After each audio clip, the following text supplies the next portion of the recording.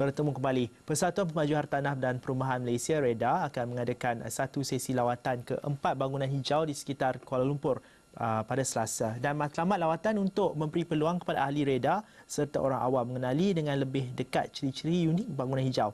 Dan bagi memahami lebih lanjut mengenai lawatan tersebut, bersama kita di studio ketika ini ialah Sam Tan, itu pengarah eksekutif Ken Holdings. Thank you very much. Hi, thanks Sam, so much. thank you for being with us today. Thanks for having me. First of all, can you tell us a bit what is this excursion is all about tomorrow? The Green Tour. Yeah. Tomorrow, REHDA Youth is actually organising a Green Tour. REHDA Youth. REHDA Youth, that's Okay. right. And we're actually bringing all the fellow developers. We've got architects, engineers, consultants from all over the country. We even got visitors from overseas to come come and see and experience the green-rated buildings in Malaysia. How many people are expected to participate? Tomorrow we've got close to about 180 people. So we have How many actually buses? have 4 buses. 4 buses. So it's full, which is a very good sign for us.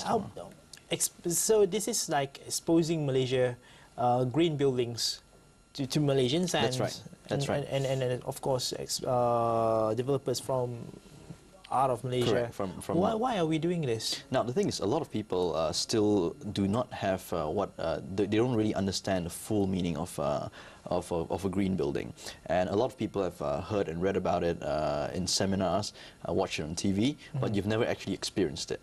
So tomorrow is the first time you can actually go experience an actual building, an actual live working building. So you don't just see it in conferences, in slide presentations. You actually get to feel it. The developers of each building will actually show you what green aspects they have, and because sometimes you can't really explain light. You know, you must be there to understand it fully. So these buildings are under construction, or no? They're all completed. So for the building to be eligible to be on the REHDA Youth Green Tour, you must be completed and must have at least a green rating from any of the internationally or locally recognized green rating systems. All right. What is expected tomorrow? I mean, what can they learn tomorrow? Well, tomorrow we're actually visiting 4 green projects. One of them is G Tower in KL. It's a mixed-use development of office buildings with a hotel, with F&B areas. It's actually received the BCA Green Mark Gold Award. Then we're actually going to First Avenue, which is a development by Bandar Utama Group. It's received the Green Building Index Gold Award. It's an office building in Bandar Utama and one of the highly rated green offices in Malaysia. And we've also got Chalice Damansara, a development by Sunway Group, where they actually have low-rise homes, landed properties, and that's one of the first green low-rise homes awarded by BCA Green Mark. And also visiting Ken Bangsar, which is we've won the Green Mark Gold Plus, BCA Green Mark Gold Plus, and also the Green Building Index Gold Award.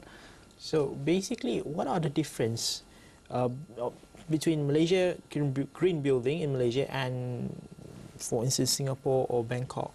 Now, basically, in this region, I think a lot of people focus on BCA Green Mark and also the Green Building Index. Now, a lot of people, well, the few properties that we have who went for BCA Green Mark got the award earlier before Green Building Index was formed in Malaysia. So when Green Building Index was formed here, we decided as Ken Holdings Group to actually do that rating as well. And we also got the Malaysian rating. So now that the Green Building Index is actually ready and available for developers in Malaysia, there's a lot of take-up rate. It's a very high take-up rate. So there's a slight difference in terms of criteria that are needed, because Singapore is more dependent on energy than we are. They focus more on energy efficiency, whereas Malaysia, we focus more on the environmental aspect, the construction and building aspect. Right. So it's a little bit tuned to the local situation. That is the criteria of our index in comparison. That's one of the criteria, yeah. And the participants tomorrow, they are developers, but haven't have any green property yet. Because I think green buildings is still in its infancy in Malaysia. It's picking up very rapidly.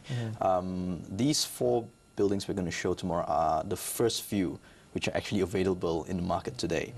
So they come from developers who are the first movers in this green movement. So Ken is one of the first developers in Malaysia who obtained green certificate. That's right. Yeah, That's for right. Ken Bangsa. That's right. What are the difference? I mean, financially for you.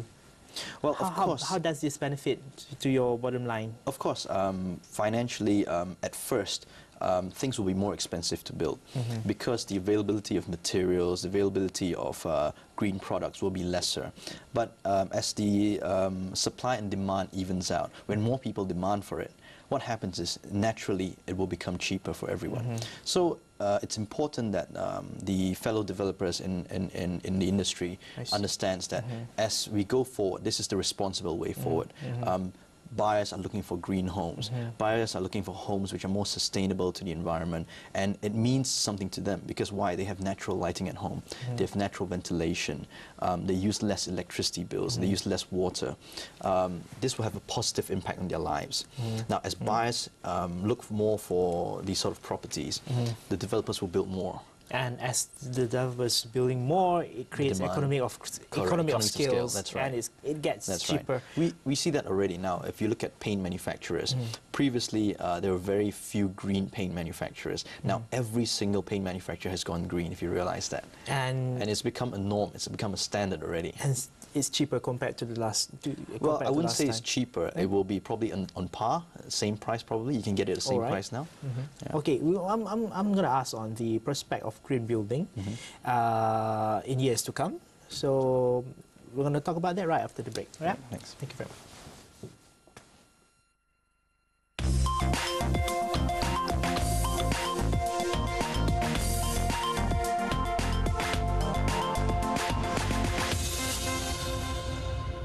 Bertemu kembali dan masih lagi bersama saya iaitu pengarah eksekutif Ken Holdings, Sam Tan. Alright, Sam.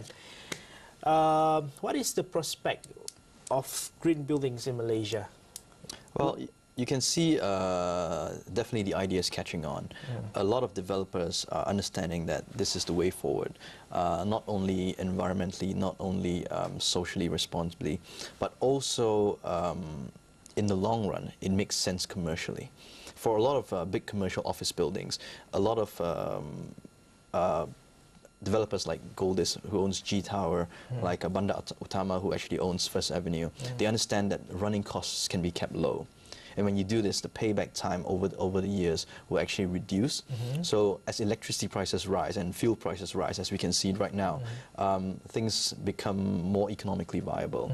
So it becomes automatic almost. People will start looking at it immediately. Based on your experience, how long would a, let's say, a tenant, would gain their benefits financially if they invest or if they choose to place their office in a green building? Well, for the tenants, I would say it won't affect them drastically. But you see, what we're finding in Malaysia, a lot of big multinational corporations, they're looking for responsible buildings. They want to have that image that they're doing that bit for the environment. All right. So the demand is there from MNCs. They want to come in and first thing they're going to ask you, do you have a green rated building? What is that rating? I see. Yeah. So not only are they asking for a green building now, they're asking at what level your building is rated. How high is that standard? Is that commensurate to our brand image? So, if that's so, did you foresee a lot more green building to be built? Oh, definitely, definitely. A lot of green buildings are actually being built right now, and a lot of plan underway, and they will shortly be coming out in the next 1 to 2, 3 years. You'll see a big flourish in residential, commercial. Right. I understand that Satir is even doing a shopping mall, which is rated green, shopping malls, which is fantastic. right? Yes. And okay, if you talk about houses, residential and commercial, where the location of these buildings, usually, where's the best location for green? You see that a lot of city centre buildings are mostly high-rise. And they attempt to actually green the building as well. So you can see around the city centre, you have buildings like G Tower already complete, but you have new buildings which are already coming up in a pipeline, and they are all getting green certificates. But also you see the larger townships, like the ones further outskirt, say in Shah Alam. We're building one under Ken Rimba, and that's touted to be the first green township in the Green country. township. That's right. So every single development, every single terrace house, shop lot that we have individually won awards for being green. So it's going to be a new step forward, and the Green Building Index is already planning on their township too, and they're going to be releasing it quite soon, I think, this year. So that will also encourage other township developers to think in that same direction. I'm sorry, but I still need to ask this question. The pricing for green property in comparison to a non-green property. Yeah. Now the thing is, if you look at very, very high levels of green, you're talking about incorporating photovoltaic panels, a lot of heat recovery systems, a lot of M&E systems. Now, that will invariably cost higher. But of course, the energy savings you'll get throughout the years of return will help you back with these savings. All right. Now, when we started building Ken Rimba, one of the biggest thoughts in our mind was the affordability of homes for people. We wanted to build a green home, and yet we wanted to be affordable. So we built a terrace house which was 2065, and we sold the starting price below 400,000. Oh, that is okay. That's right, and we've got 2 green awards for this building already. We want to show people that it doesn't need to be expensive. It depends how you do it. A lot of this is based on passive designs, on what the developer did with the placings of bathrooms, windows, skylights, etc.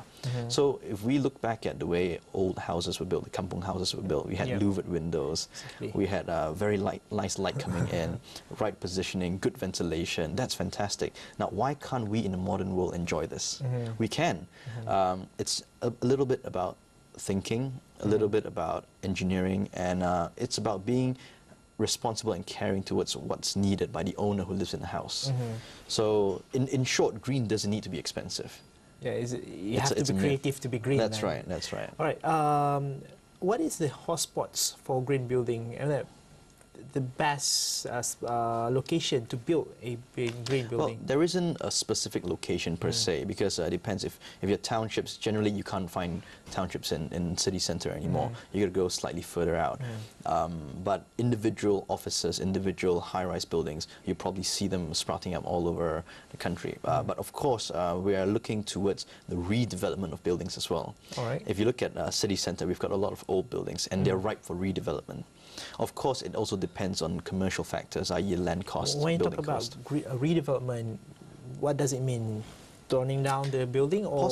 Possible. You don't need to tear the entire building down. What you could do is work with the existing buildings. Now, there is a tool on existing buildings to actually enhance the productivity of that building, the efficiency of that building. So let's say this building has been running already. You don't want to tear it down.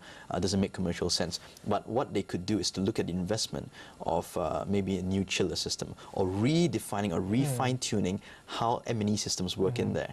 And if you can save that money, in the long term, you actually get much greater returns. And via that redevelopment, would a owner be granted a green index? Oh yes, that's right. They actually have a existing building tool, both in Singapore and also in Malaysia's Green Building Index. They do have that already.